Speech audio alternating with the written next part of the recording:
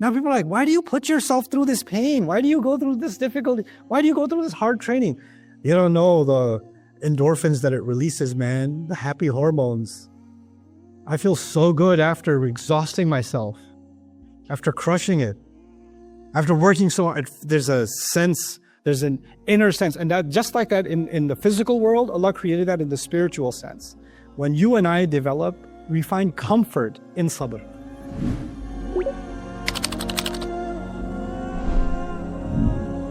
This video is a short snippet from our deeper look of Surah Al-Ma'arij, which is now available to watch in full only on Bayyinah TV. Learn about this surah and many others in the deeper look section of the app. The Prophet is then told, therefore, you can call this fa sababiyya, therefore, demonstrate beautiful sabr. I won't translate sabr yet. Demonstrate beautiful sabr. I want to tell you a little bit about the word sabr. I know we translate that as patience and perseverance and constancy and all of those things. But Arabic words that are abstract, patience is an abstract idea, it's associated with visual images. And I want to walk you through some of the visual images in the origin of the word sabr. The first of them is subra. Subra is a pile of seeds, or, kudsut ta'am, al-burr wa nahwuhu. If you have wheat or seeds or anything and they're piled up, and you've got mounds of them, they're actually called a subra. Similarly, الطعام المنخول بشيء شبيه بالسرند يتكدس الطعام تحته وما جمع من الطعام بلا كيل ولا وزن بعضه فوق بعض. You know those things, I know we call them in Urdu, we call them a tali, I think. The Arabics call them ghirbal, right? You have this thing that you sift the rice through or the seeds through, and the rocks and the pebbles stay on top, and the pure stuff comes underneath. And you just you're not even weighing how much, you're just making piles and piles and piles of it. That's actually also called a subra. And subra is also al-hijara al-ghalidha al-mujtami'a. Back in the day, before the days of like cement blocks and construction in that way, people used to gather large rocks and just make a pile of them, and they're going to cut those up for using in construction, right? So those rocks, these giant piles of rocks that are being kind of storehoused or made a pile of next to the house or the shed, that's going to be used for construction. That was also called a subra. So you're noticing piles and piles and piles keeps coming up, doesn't it?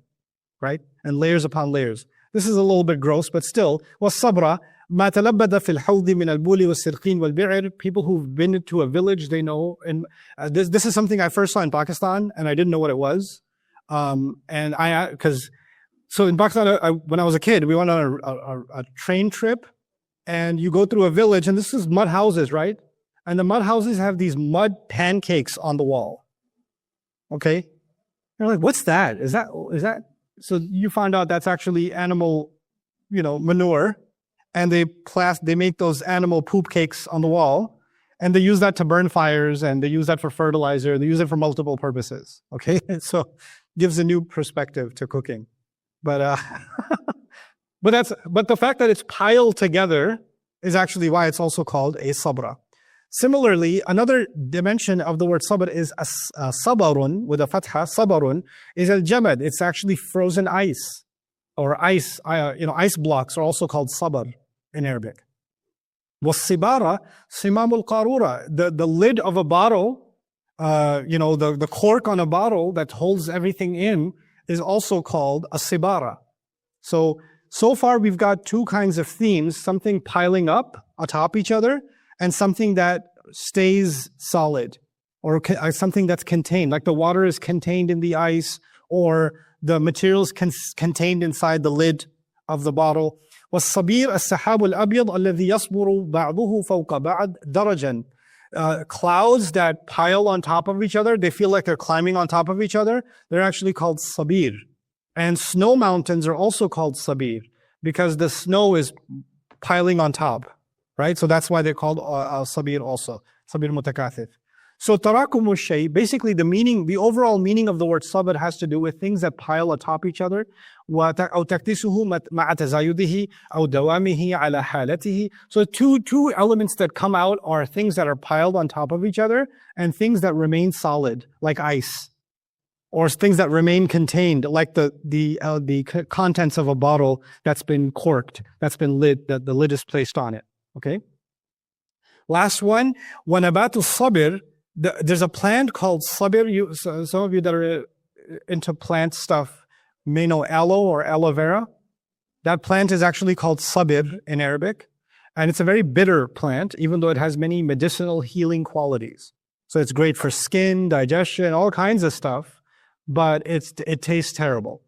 Another reason sabr is used for this word is because some of its leaves they're hard leaves, and they can go at an angle, and if it rains, the water can be contained in it as if it's almost like a bowl. So if somebody came by that plant and they were starving, they could actually drink pure water from it because it's containing it like a bowl. You understand?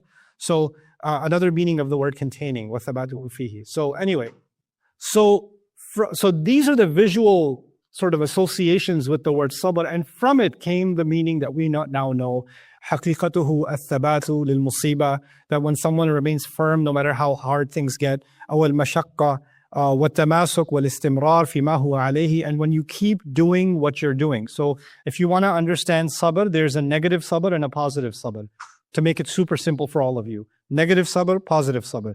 Negative sabr is bad things are happening to you and you're taking it, right? For example, somebody's being tortured and they're not going to cry or they're not going to scream. They're demonstrating a kind of sabr. They're tolerating. So sabr can actually have the meaning of tolerance. So tolerate, withstand, right? Patiently withstand. That's negative sabr. Positive sabr is, I want you to imagine that you are going on, let me not give you the ancient Arab example of traveling in the desert. Let me just put you on a treadmill. You're on a treadmill, you're running out of breath, you still got 10 minutes left, you have the option of slowing down or decreasing the incline, right? Or holding on to the I'm a handicap bar. But you don't do it, you still just keep going. Don't give up. Just keep pushing. You are demonstrating what? Sabr. Sabr is a kind of grit, a kind of toughness. It's a kind of, I'm gonna push past my pain, I'm gonna push past my threshold, and I'm going to get to the other side. So every Rocky film was about sabr. Inna lillahi wa inna ilayhi raji'un. You guys don't know about that. People in Michigan watch movies. You guys don't. In Ohio, you're religious people. You don't watch movies. Okay. وكل ما في القرآن من هذا التركيب فهو بمعنى الثبات عند الشدة أو المجاهدة. So all the expressions in the Quran are about that, about dealing with tough circumstances and powering through those tough circumstances, right? As a verb, it was also used for a kind of punishment. When you starve your animal, you say sabartu dabba, habastuha bila alf. When you keep your animal from eating, you're making it experience sabr, actually. So sabr is, now this word is being given to the Prophet ﷺ in this context. A day is coming where the angels are going to ascend to Allah along with the ruh, the count of which is 50,000 years. Therefore, you have sabr. What's the connection between that and you have sabr? Like you could say, okay, they're making fun of you, they're attacking you, they're trying to dismantle Islam, but regardless, you should have sabr. Or Allah's support is with you, therefore you should have sabr. But Allah is saying, the angels are going to be called for a day that will be 50,000 years long. In other words, the day of judgment is well planned, and this questioning of theirs, that will punishment happen or not, will change. None of that will change the fact of it. Therefore, you carry on doing what you're doing. This ayah, I would argue, is not about the Prophet ﷺ tolerating their nonsense. He's not being told to demonstrate negative sabr. What's negative sabr? I'm tolerating, right? Forget about tolerating. The Prophet ﷺ is being told, persevere, you have a mission in front of you, keep going. Don't even bother with this distraction. This is similar to dharhum. Just leave them. Dharhum is almost an a'rid anhum. Just ignore them. And on the one hand, you're ignoring the negative, but you have something so much more important to work on that you don't have time to focus on their nonsense. This is a mindset ayah in the Quran. And it's telling us the mindset that the Prophet ﷺ was being given from Allah. And that mindset was, you have such an important mission in front of you that people that are going to make comments at you about your work and about your mission and about your objective, those comments are so irrelevant that I'm telling you I've already assigned angels to deal with that problem. So it's off your plate. You just worry about your mission. Don't get distracted. Don't get distracted. You know, star athletes, performers, boxers, fighters, marathon runners, etc., etc. You know what can truly demoralize them? Reading comments about their last performance. If they start reading even if they won the match, and somebody says, that was bogus, he didn't win. That was an illegal punch. The ref was paid off. This guy doesn't deserve it, etc. What's happening when they read these comments? They're losing momentum, they're losing focus, they're losing steam, they're getting upset. Their emotions are scattered, right? Now, my emotional capacity as a person, my ability to focus on something is a limited resource. If you think of the brain as a resource and my mind as a resource, it's a limited resource. And the more distractions come in, the more I'm spending that resource on other things, so I have less of that fuel left for my focus. You understand? So even though the surah began, they're asking about a punishment. They're asking, and Allah says, okay, I'll answer you about the punishment. You don't worry about that. You focus. Fasbir sabran jamila. And I haven't even gotten to the word jameel yet, but I'm trying to get across to you the concept of grit and how the words, the critical words of others, the dismissal of people who don't matter, the dismissal and the rejection and the mocking and the ridicule and the criticism of people who don't matter, they cannot have any space in your life if you have a real mission. If you have a real mission. Now, if you don't have a real mission, then your entire mission is just looking at what other people are saying, which describes a lot of humanity nowadays, doesn't it? So much of our energy is focused on what are people saying, what are people going to say, what are the comments like, who liked it, who didn't like it. People's entire objective in the day becomes, I just took a selfie.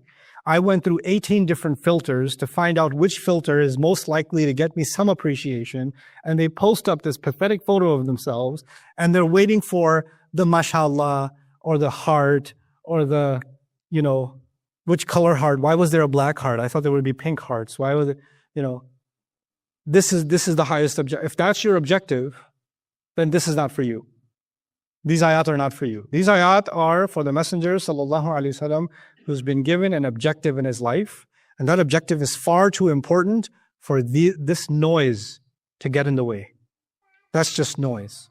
And that noise is not a crime against the Prophet sallallahu alaihi wasallam. That noise is a crime against Allah, and Allah will deal with that crime himself. So, and that's why you could even argue that the people who were mocking the Prophet sallallahu alaihi wasallam, they were the elites. Like I keep saying, they were the elites. But they were just called sa'il. Some guy who asks a question, like they're not even some dude. Who are you calling some dude? Right? Like they're just made irrelevant. They're made irrelevant in the way that the Quran speaks about this and then goes to its subject. The thing that is a reminder for all of humanity is لِلْكَافِرِينَ لَيْسَ لَهُ دَافِعٌ مِنَ اللَّهِ ذِي الْمَعَارِجِ تَعْرُجُ الْمَلَائِكَةُ وَالرُّوحُ إِلَيْهِ فِي يَوْمٍ كَانَ مِقْدَارُهُ 50 أَلْفَ سَنَةٍ. None of this is answering their question. This is not proving that Judgment Day is coming. These ayat do not prove that Judgment Day is coming. These ayat are talking about Judgment Day as a matter of fact. As a matter that I don't have to prove to you. Deal with it. Or don't deal with it. Your problem. My messenger has more important things to do. Alayhi salatu wasalam. So, fasbir sabran jamila. Okay, now let's talk a little bit about Jameel. I won't give you the long etymology of it, but basically Jameel in Arabic has to do with sturdy physique. So a strong-bodied animal is also called jamal or jamala.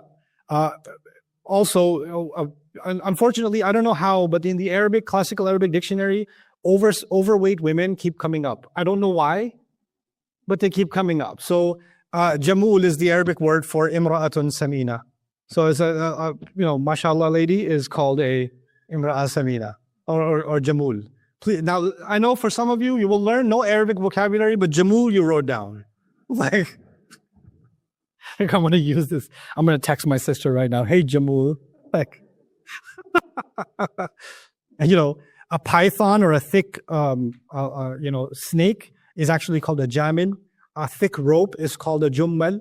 The whale is called jamalul bahr. Right? The whale is called jamalul bahr. So the word has to do with just density, right? And from it came the idea that things that are strong or dense,